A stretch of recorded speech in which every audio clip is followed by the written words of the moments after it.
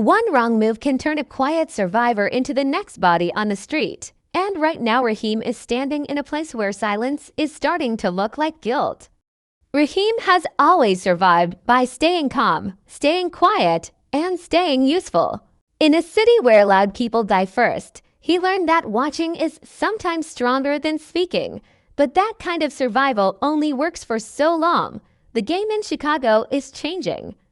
And the space Raheem is standing in is no longer safe. Power is shifting fast. Lines are being redrawn, and anyone who does not pick a clear side becomes a problem. Raheem is not a boss, but he is not a nobody either. He knows things. He hears things. He moves between people who are at war with each other. That alone makes him dangerous. In this world, knowledge is not power. It is a target. The moment people start asking what Raheem knows, his time starts running out. He may think staying neutral protects him, but neutrality only works when nobody feels threatened.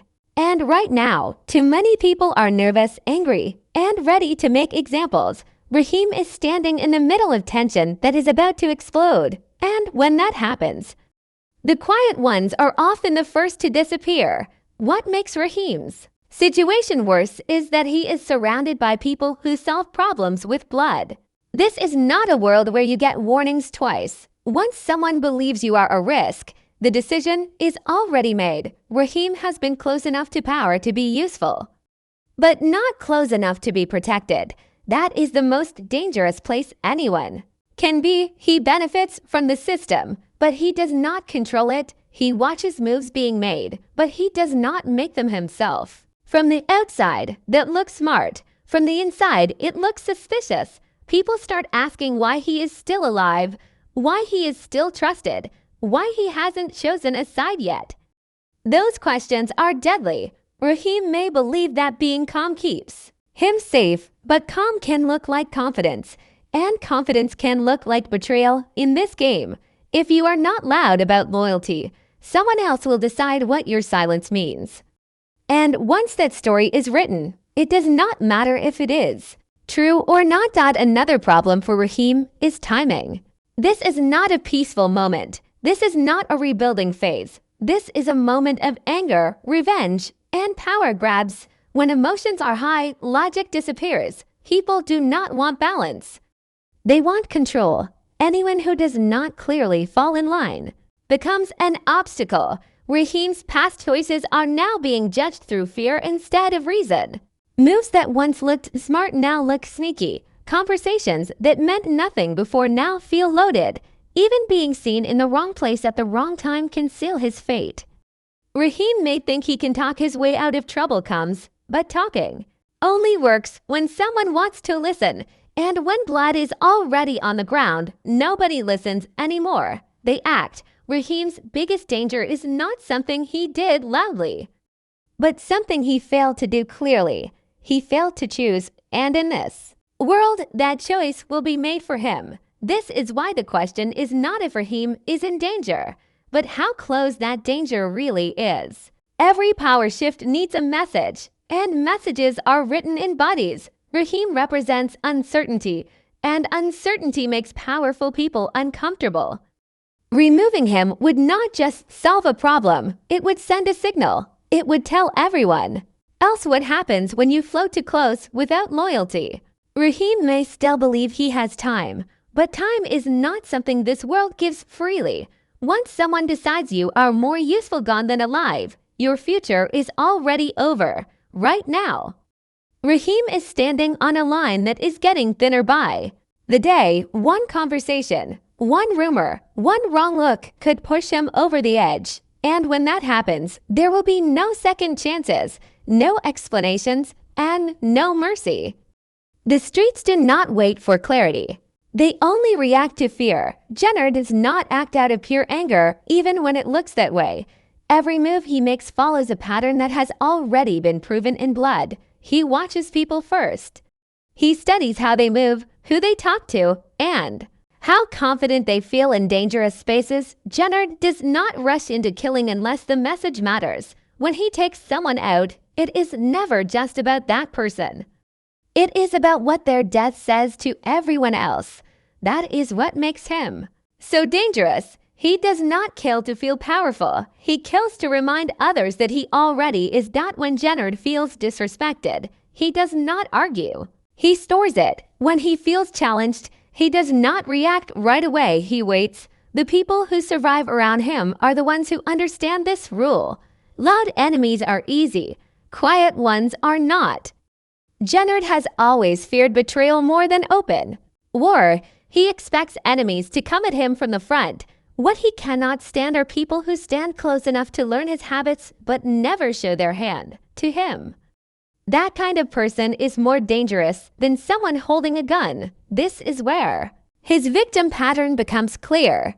Jenard targets people who sit in the middle, people who know too much but claim they are not involved, people who benefit from the chaos without spilling blood themselves. In Jenard's eyes, that is weakness pretending to be intelligence, and weakness has no place in his world. When he kills someone like that, he is not removing a threat alone. He is cleaning the space around him. He is cutting away anything that could turn on him later. Another key part of Jenard's pattern is timing. He strikes when the streets are already tense. He uses fear as fuel. Killing someone during calm times creates questions. Killing someone during chaos creates silence. That silence is what he wants. He understands that people talk less when they are scared. When a body drops at the right moment, loyalty becomes clear very fast. People stop playing both sides. They stop asking questions. They fall in line. Jenard has always used violence as control, not as reaction. He also prefers kills that feel personal, not emotional, but meaningful. He wants people to understand why it happened, even if nobody says it out loud. The victim's mistakes become the lesson. That lesson spreads without Jenard ever needing to speak. This is why those closest to him live in constant tension. They know safety is temporary. Respect must be proven again and again. The moment that respect feels unsure, someone becomes expendable. Jenard's past shows that once he starts doubting someone, the outcome rarely changes. He may delay, he may test them, he may push them into making a mistake, but once the thought enters his mind that someone could turn on him, he does not let it go. Trust does not come back easily with him. And when trust dies, the person attached to it usually follows. This pattern is what makes the current situation so dangerous. Anyone who fits these traits is already in trouble. Even if they do not see it yet, Jenard does not announce his decisions. He lets people walk comfortably toward their own end. By the time they realize they were being judged, it is already too late. Raheem's biggest mistake is not something loud or dramatic. It is slow, quiet, and easy to miss. He believes that staying useful without choosing a side keeps him alive. In a normal situation, that kind of thinking might work. But this is not a normal situation. The streets are tense, power is unstable, and patience is gone. In moments like this, people stop tolerating uncertainty. Raheem has spent too much time thinking that silence equals safety, without realizing that silence can also look like hiding something. Raheem moves carefully. But careful moves can still leave traces. He hears conversations he was never meant to hear. He sees meetings that were supposed to stay private. Even if he never speaks about them, the fact that he knows is enough to make others uncomfortable. Power does not fear noise as much as it fears memory. Someone who remembers too much becomes a risk, even if they swear loyalty. Raheem may think that not acting makes him harmless, but in this world, knowledge alone gives him weight, and weight attracts pressure.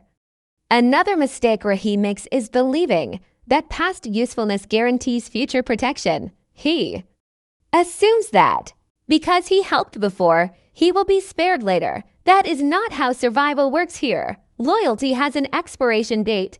Respect must be renewed constantly. The moment Raheem stops being essential, he starts being optional, and optional people disappear fast. He does not control resources. He does not command soldiers. He does not inspire fear. All he really has is access. And access without power is a weakness waiting to be exposed. Raheem also underestimates how his calm behavior is being read by others. He thinks staying relaxed makes him invisible. Instead, it makes people wonder why he is not scared in a violent environment. Fear is normal. Confidence raises suspicion. People start asking how he feels so comfortable when everyone else is nervous. That question alone can get someone killed. When fear spreads, anyone who looks and touched by it becomes a mystery. And mysteries are dangerous. There is also the problem of timing. Raheem is trying to survive using rules from an earlier phase of the game. Those rules no longer apply. Alliances are breaking. Leaders are losing control. When chaos rises, the space for quiet players disappears. The game shifts from strategy to dominance. People want to see loyalty clearly and immediately. Raheem's slow, thoughtful approach looks weak in a moment that demands force. Worst of all, Raheem still believes he can explain himself if the moment comes. He believes there will be a conversation, a chance to clear the air. But this world does not pause for explanations. Decisions are made quickly, often in silence. Once someone decides that Raheem is a risk, no words will change that. If Raheem were to disappear, the impact would reach far beyond his own life. His death would not be quiet, even if it happened in silence.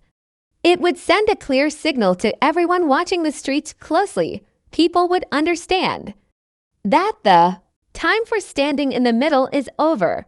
Neutral space would vanish overnight. Anyone who has been playing safe, watching from the sidelines, would feel pressure immediately. Fear would do what words never could. It would force choices. Removing Raheem would also shift control in subtle but powerful ways. He connects people without leading them.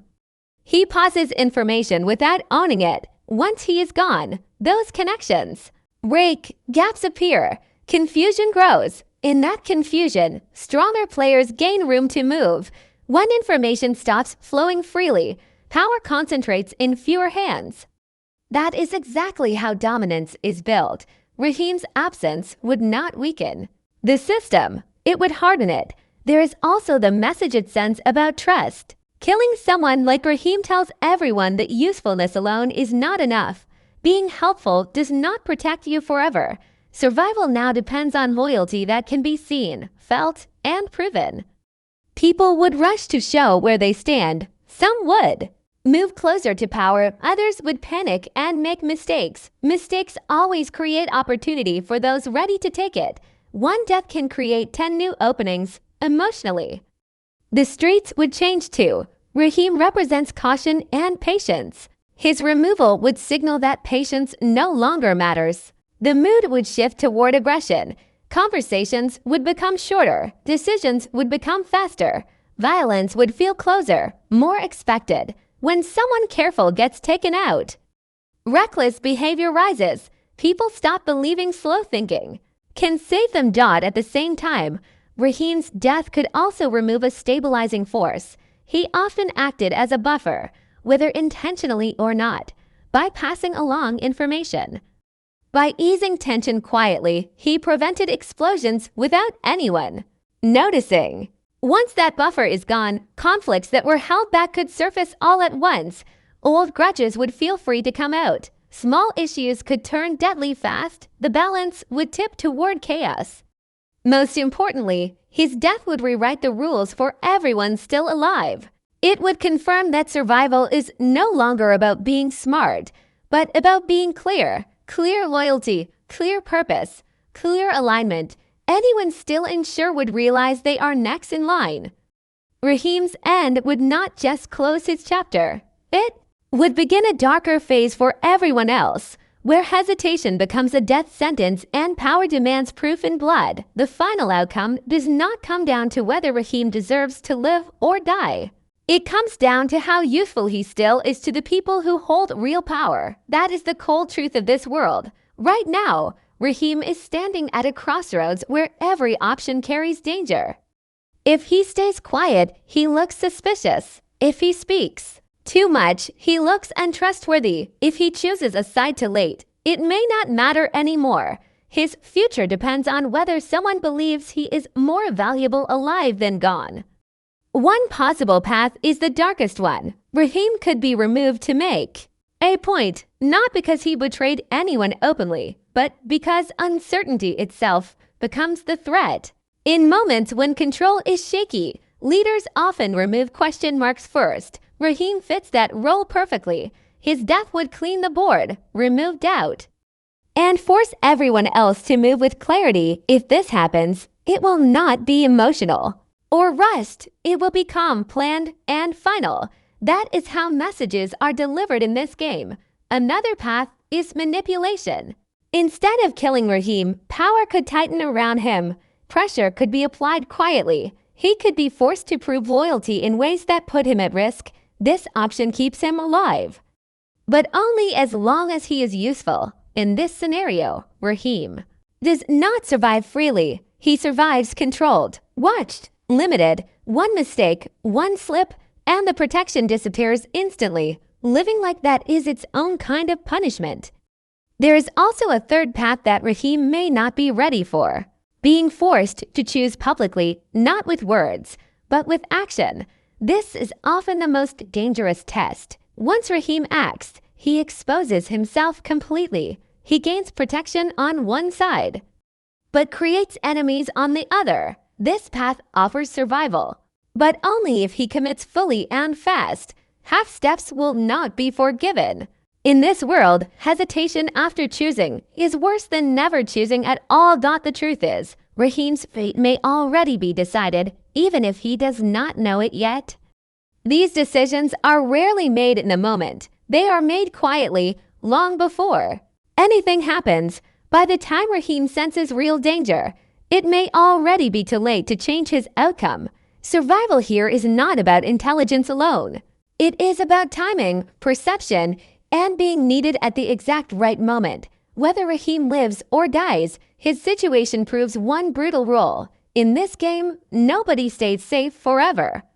The moment your value becomes unclear, your life becomes negotiable. And once your life is being discussed behind closed doors, the ending is never truly in your control anymore.